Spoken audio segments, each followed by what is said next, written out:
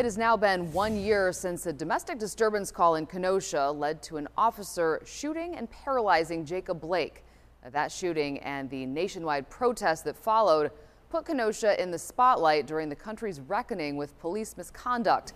CBS 58's Michele Fiore is in Kenosha tonight for a special event to mark that anniversary. Michele. And Natalie, this park has become significant in Kenosha's fight for racial justice. Last summer, we saw violent protests right here. We heard inspirational speeches. And tonight, this event behind me, you can hear Justin Blake, Jacob Blake's uncle, is now speaking to the crowd. Those who were here August 23rd, 2020 can look around and feel it all come back. I was just taken aback by the whole thing. Like I said, I was just totally shocked. Hours after Jacob Blake landed in the hospital, paralyzed from being shot by Officer Rustin Shesky, crowds showed up, tempers flared on both sides. Rubber bullets were flying, so were bricks, and cars were set ablaze. The local chapter of the NAACP took pictures every step of the way. I went through uptown, downtown, all around town. Veronica King's slideshow is on display now at Civic Center Park. That is my contribution to the Blake family to this event. Earlier today, God, use us to change Kenosha.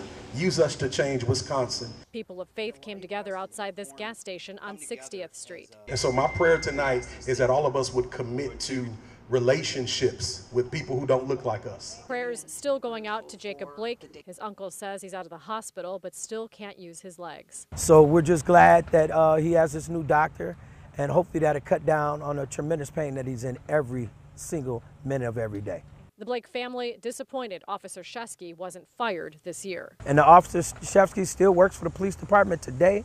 It's unconscionable. Along with the strong pull to achieve racial justice, there remains a strong show of support for police, specifically for Officer Shesky. Bad enough that somebody had to get hurt, but the officers and their families have to live with what happens out there too. And when they do their job, we should be saying, hey, thank you for being willing to be out there and do your job. This is a tough job to do. Kenosha's Uptown Days of Healing continues tomorrow with a speak out that will be held at the, we don't have that in front of us right now, but on Wednesday we are going to be seeing them do a neighborhood cleanup, and that one begins at ELCA Outreach Center. Reporting live in Kenosha, Michele Fiore, CBS 58 News.